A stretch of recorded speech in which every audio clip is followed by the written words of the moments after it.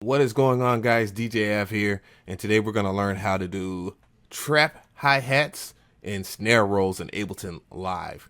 I know you're going to dig this, so let's do this. Traptendo. So first off, let's go ahead and play the demo track, and then we'll take it from there.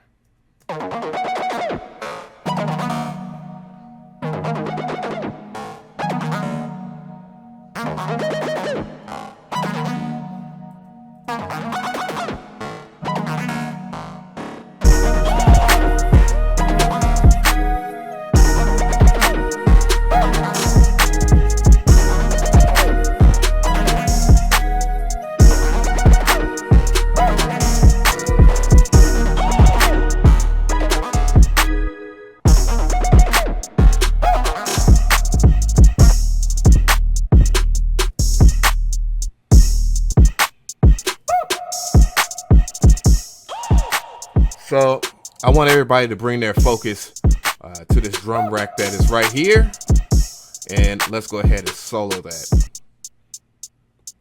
So we have this drum rack right here, and you'll notice a couple of cool things about this drum rack.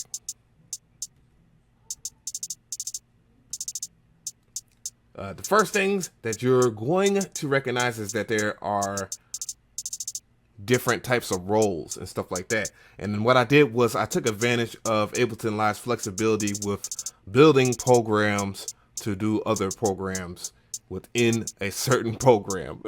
So I don't know, but anyways, so how did I get there? So first off, what we're gonna do is we're gonna grab a drum rack because we had to go with a new drum rack. I'm gonna drag it into track number 8.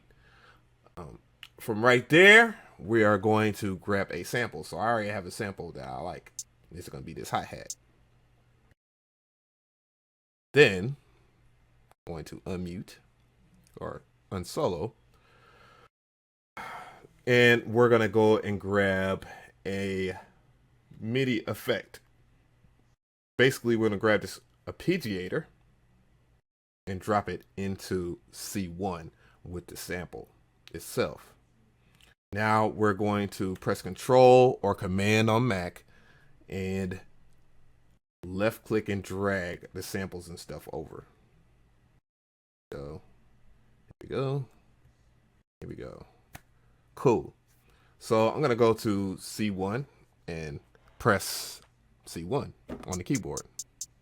As you can see, is a continuous note going on here.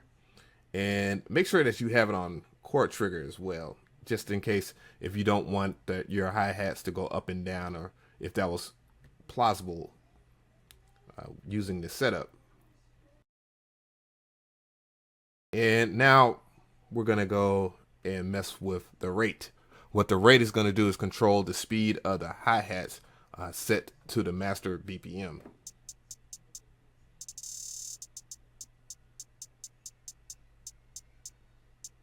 So I like the 1/4 count on that one. I'm gonna go to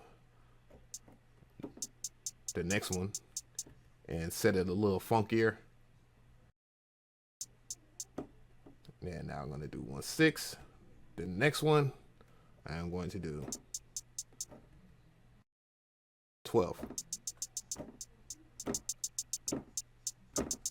So we have that. Last but not least, this one, and it will be the crazy one. So we have this all together with the hi-hats.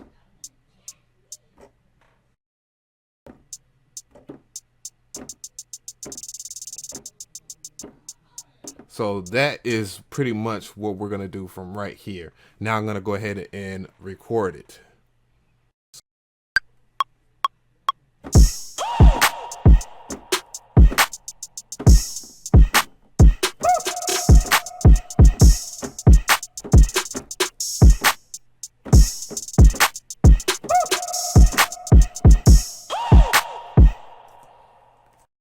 So here we go. We're going to play it back now.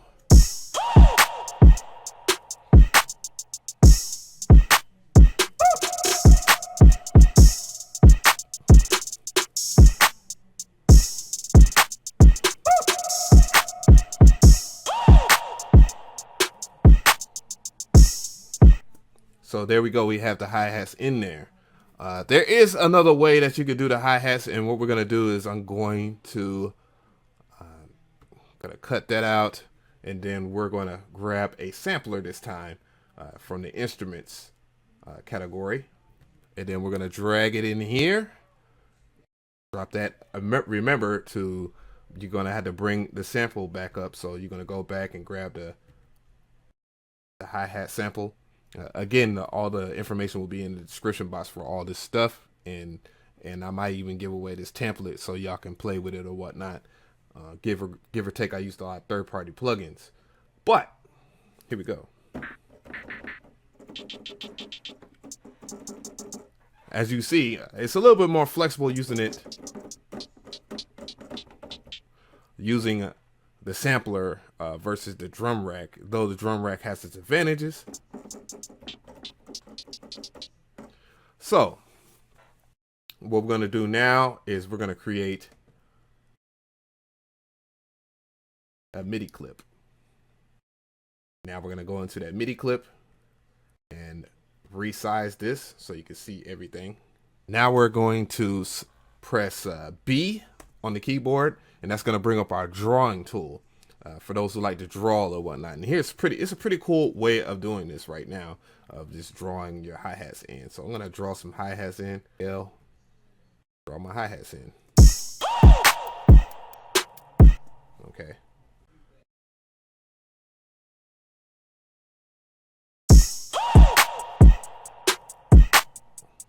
So we have hi-hats now, right in here. And the next thing I'm going to do is I'm just going to keep on drawing to the end here, to about almost the 9th bar, because this is about an 8-bar loop in double time, that is. Now we're going to press either the plus or minus arrow, either on the numpad, and we're going to take and go back to the beginning here, make sure we're looking. And what I'm at now is I can mess with different time divisions. This is a little more complicated, but as you can see, you can draw different things in. You know, just in case you're one of those people that like to do it that way. Every different hi-hat that you hear, you know, you can draw in each and every individual part. But that's basically about it. I don't want to keep y'all too long. I want to keep these tutorials as short as possible. But if you have any other questions about snare rolls and stuff like that, just ask me. It's pretty easy. Again, you know, you're just messing with the plus and minus sign on your numpad. For me, that is. And you can, you know, stretch it out. You know, just play with different time divisions and stuff like that in your grids and stuff, and you'll be able to do a lot more. So just make sure that you're all about switching the grids, either Control Shift and U, or you know, you can just manually do it right here. Anyways, I'm DJ Av, and thank you for your time. We are out.